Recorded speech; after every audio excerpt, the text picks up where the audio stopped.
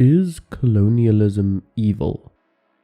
It's a loaded question that requires a bit of unpacking. And this is the internet, so talking directly about a topic like this will probably result in a hate mob knocking at my door.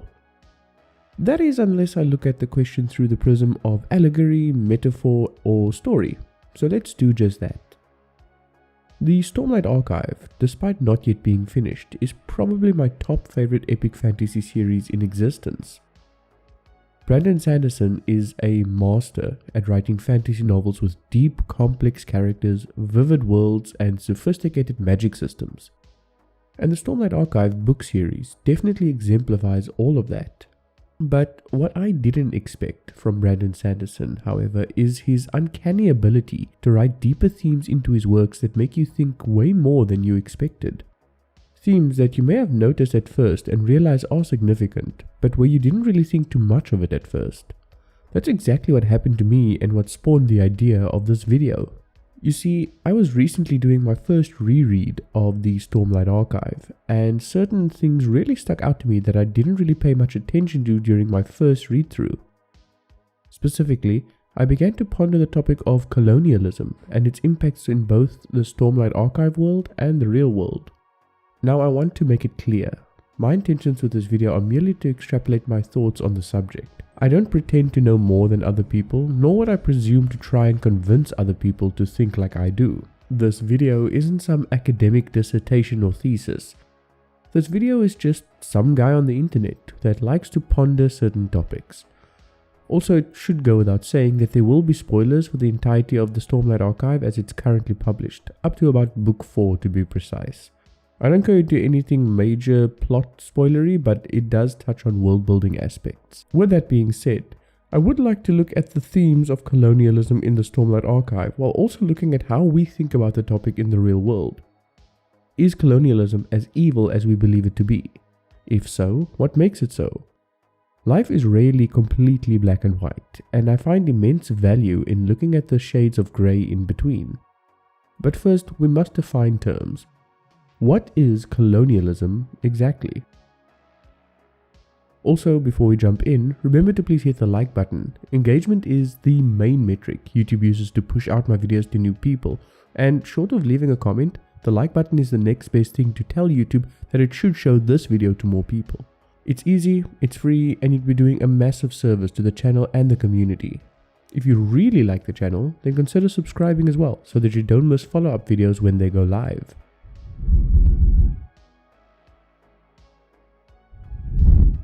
Let's start with a clinical, clean, and straightforward definition.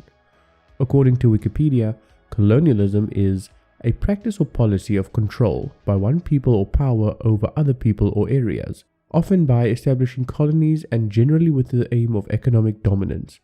In the process of colonization, colonizers may impose their religion, language, economics, and other cultural practices. This makes it pretty easy to understand. Colonialism is when one political group imposes their will over another by establishing colonies.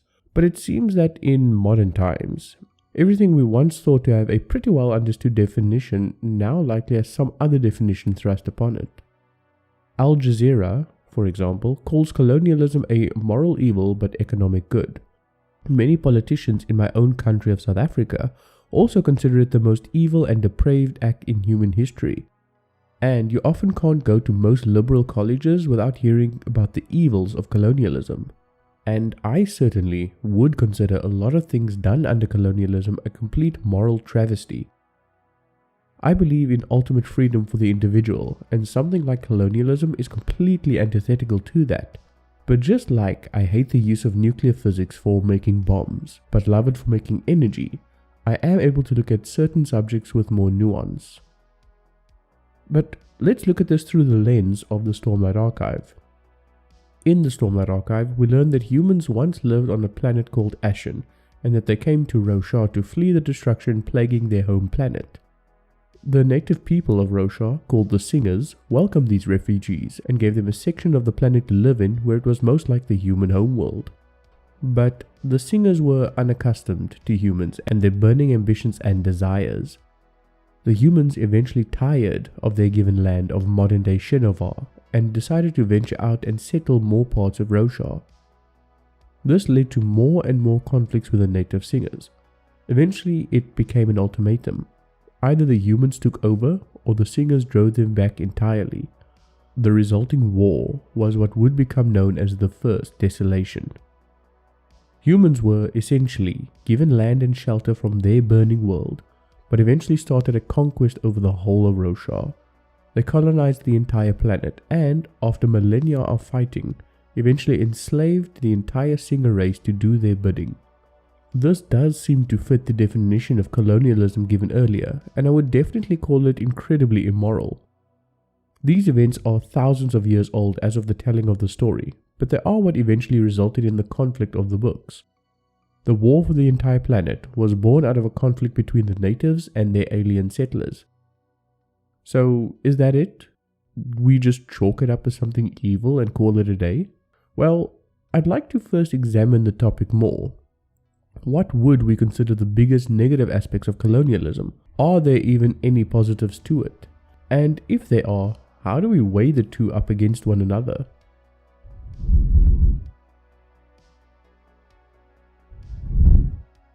The biggest and most obvious negative aspect of colonialism is, of course, exploitation. Specifically, exploitation in the form of slavery. Now, not every colony became a slave colony, but it still subjugated the native population to a point we would consider akin to slavery in the modern day. As a freedom-loving individual, I absolutely abhor slavery, and it absolutely infuriates me that there are still so many slaves in the world today. And when it comes to the Stormlight Archive, the theme of slavery is pretty strong as well. The Parshmen are, for all intents and purposes, slaves. Their minds might not be keen enough to argue or fight back, and they may have been willing to comply with all the demands of their masters, but it was still slavery. In fact, it was more than just slavery. The Parshmen had their very identity and connection ripped free from them, resulting in nearly mindless thralls. The humans didn't just take their freedom, they took their minds. Yes, they only became slaves after the False Desolation, but before that they led lives of dogged persecution and war, which isn't much better. Related to slavery, there is also the matter of exploiting the conquered land for all its natural resources. Of course, on Roshar, all the humans just took the land for themselves, so it was less an exploitation of natural resources and more just taking everything for themselves. You can also see this tendency in the novels themselves when the Alethi go off to war, but effectively just end up hunting chasm fiends to near extinction for their gemhouse. There's also the matter of completely destroying a culture and its heritage. As a South African, my forefathers were subjected to British rule after we became a colony of the Crown. And that was after a long and bloody war that saw the British put my people in concentration camps and burn farms to the ground in a scorched earth policy. And while my culture was strong enough to maintain much of our traditions and beliefs, I can only wonder at what might have been lost to time since. Similarly, in the Stormlight Archive, the Parshmen also have to deal with this reality. The only vestiges of ancient Singer culture are the listeners, but even they are a very tribal, watered-down version of it. The Parshmen who get freed adopt the culture of the kingdoms they lived in. These Parshmen don't even know their heritage, let alone their culture. The only culture they have would be the culture of their colonial masters. There are, of course, many other negatives to colonialism, but for brevity and for the purposes of this video, these are the main ones I want to raise. Slavery, exploitation, and the destruction of culture seem to be some of the major problems with the act of colonizing a place or people.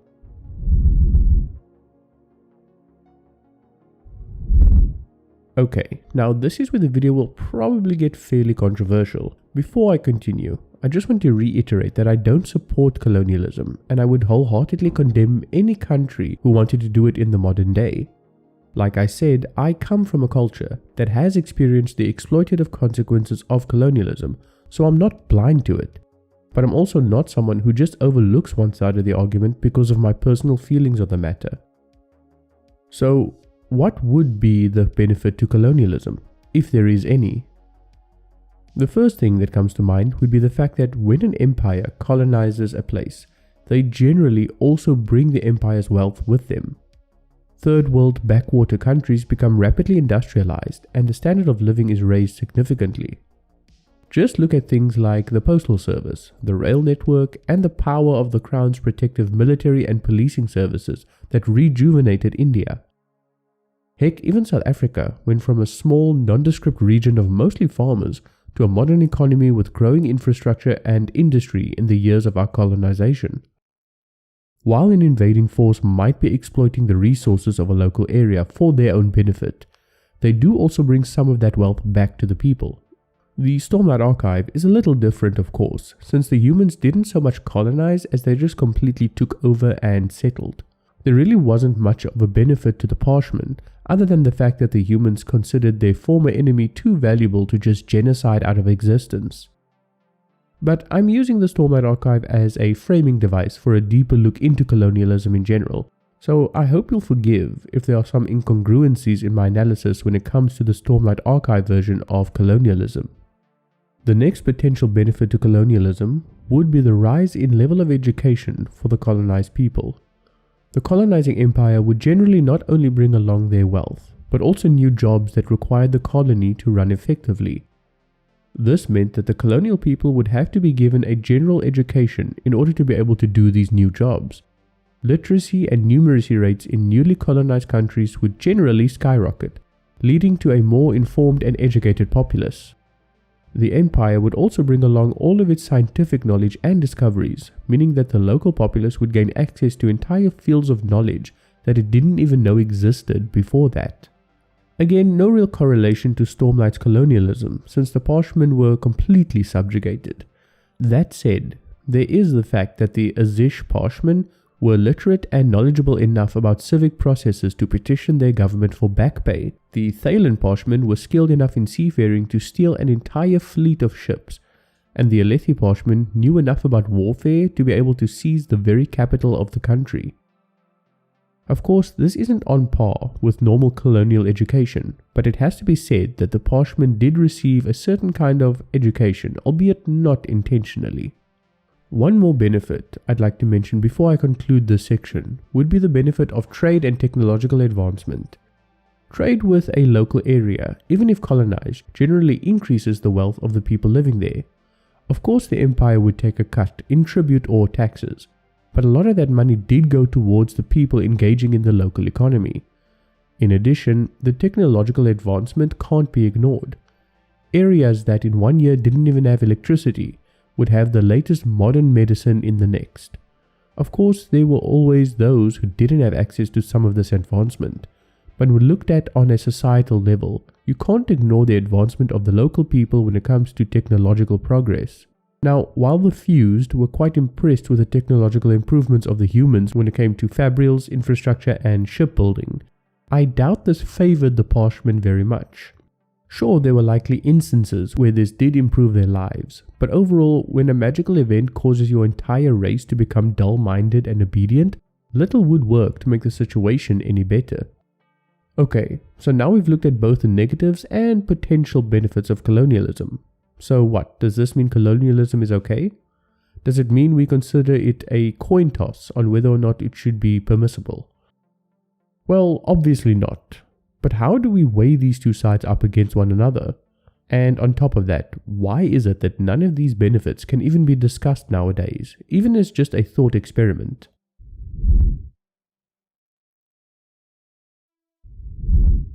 It should go without saying that, despite the potential benefits, I am totally opposed to colonialism. It goes against every value I hold dear, and despite the benefits, I don't think it's worth the drawbacks. Not even close. Of course, there's two sides of the argument, but I'm definitely firmly on the anti-colonialism side of it. As I said a moment ago, I'd condemn it if any modern country tried to colonize another. The key word being modern, of course. And that's generally where I lose a lot of people.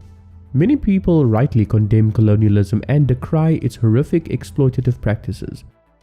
But those same people want to also condemn the modern countries who benefited from colonialism too. Take Britain, for example. The British Empire is the most prominent and most recent example to use, so I hope you'll forgive my constant use of it. Now, the British Empire is guilty of a lot of atrocities, yes. They not only had slaves in some of their colonies, but they made use of concentration camps, which is a practice I find morally reprehensible. And that's not even counting the general loss of human freedom and prosperity as a result. But I can't call modern Britain evil, nor do I think they owe the world anything for their past actions. My own people were subjugated to some of the worst parts of the empire, but I wouldn't even think of demanding something like reparations. The British Empire may have committed a lot of atrocities, but they also were the main agents responsible for abolishing the transatlantic slave trade.